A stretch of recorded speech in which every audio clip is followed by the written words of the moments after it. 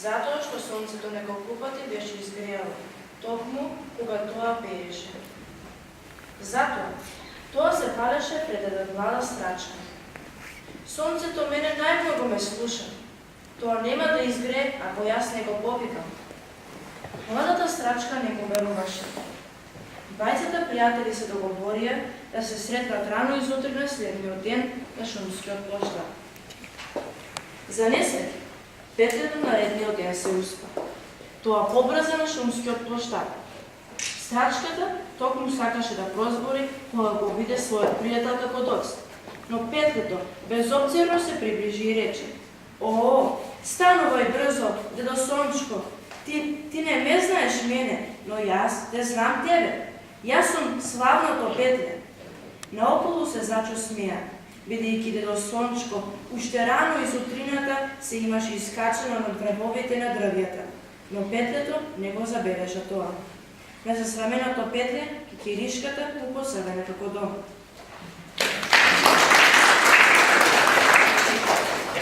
Чадор. Одеднаш почна да врви. За среќа волкот носеше чадор со себе. Го отвори чадорот и одеше по дождот пеејќи. Лисицот кој носеше пиле во едната рака и патка во другата, дојде одзади и рече: "Драг пријател, почекај, ајде заедно да го држиме чадорот."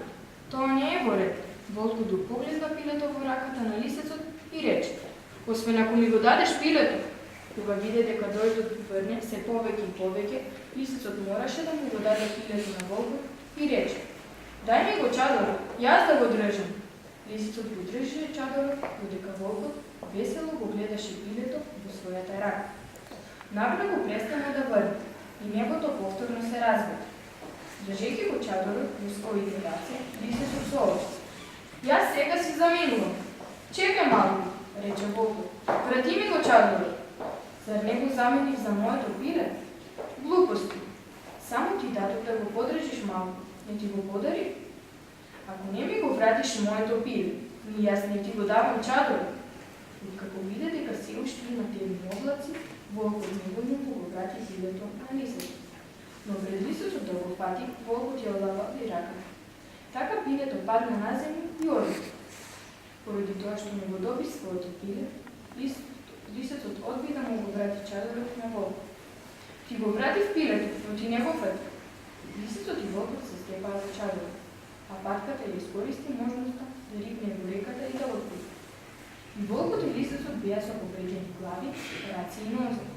Повторно почна да врви. Обајцата не сакаа повеќе да се тепаат. Тие се вратија на патеката. Додајќи во своите повредени раци, волкот го замоли лисецот тој да го држи чадорот. Чувствувајќи ги повредите на своите нозе, лисецот пак мораше да ги стави раците околу вратот на волкот, за да може да оди.